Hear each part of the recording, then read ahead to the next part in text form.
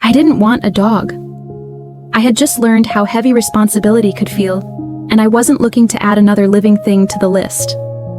We were settling into a new house that still smelled like fresh paint and uncertainty. Boxes half unpacked, conversations unfinished. A dog felt like something meant for people who were more stable than we were. But my husband was already scrolling through photos, smiling in a way that told me the argument had already passed.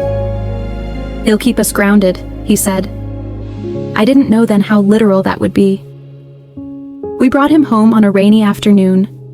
He smelled like wet cardboard and nervousness, with paws too large for his body and ears that didn't seem to belong to the same animal. He tripped over nothing, slid into walls, and wagged his tail like he was apologizing for existing.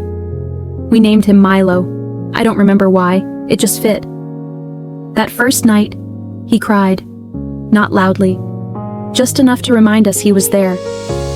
I lay awake staring at the ceiling, listening to his small sounds, thinking about all the things I wasn't ready for: responsibility, permanence, love that couldn't be reasoned with. By morning, he had peed on the rug and chewed the corner of a book I'd been pretending to read for months. I sighed, cleaned it up, took him outside. That was the beginning. Milo grew faster than we expected. Not taller, just fuller, louder, more himself. He learned our schedules before we did. He knew when we were about to leave by the way our keys sounded, and when we were about to argue by the way we stopped looking at each other. He was terrible at obedience. Commands confused him. Rules offended him. He jumped on guests, stole food off counters, and once dragged an entire roast chicken into the backyard like he'd won a war. I was embarrassed by him, more than once.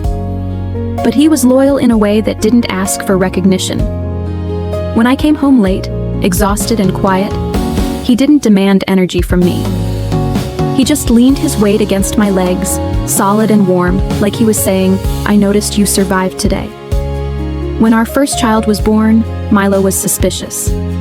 He circled the crib, sniffed the air, sat down hard like he was guarding something sacred without understanding why. He followed us everywhere, eyes alert, tail low. The first time the baby cried inconsolably at 3 in the morning, Milo sat beside the crib and whined softly, distressed in a way I'd never seen. He didn't know how to help. He just knew something was wrong.